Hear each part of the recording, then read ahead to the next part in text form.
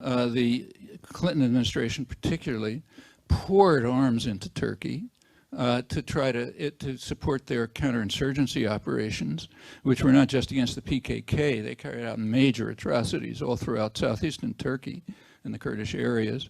They destroyed, according to the Turkish government, about 3,500 towns and villages, wiped them out, drove out, probably millions of people. I've been there and I've seen it, and I've also seen the slums in Istanbul where the remnants try to survive.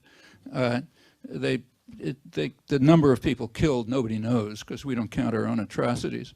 But according to Kurdish sources, it's on the order of 50,000. That's from the mayor of Diyarbakir. Usual numbers given are 30,000. So, massive atrocities. As if you want to read, there's a lot of evidence about this.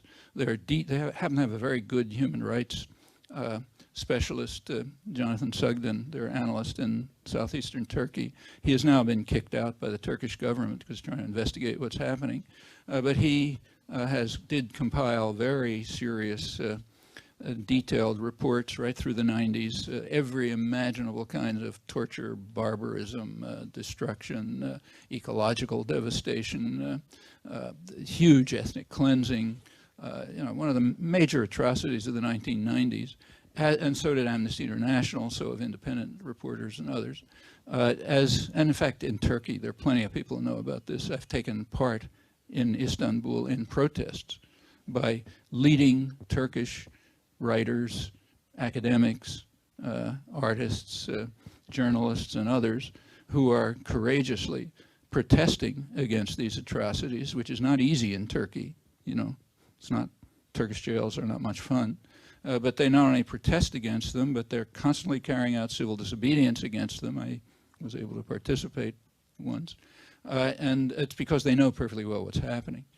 Furthermore, they want it publicized.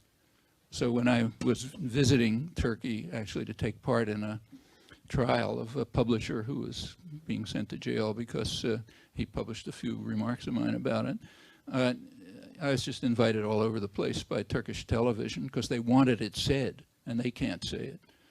So it was all over the papers and television and so on. I was in fact given an award by the Turkish Publishers Association, not because I did anything particularly remarkable, but just because I was saying what they knew and can't say.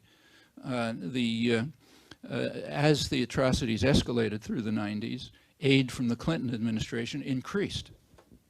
In the single year, 1997, 1 year, Clinton provided more arms to the Turkish military than the entire Cold War period combined up to the onset of the counterinsurgency. Well, it took a lot of discipline here in the United States for the press to shut up about this. I mean, here they're talking about, terrible atrocities going on in the Balkans by these bad Serbs and others.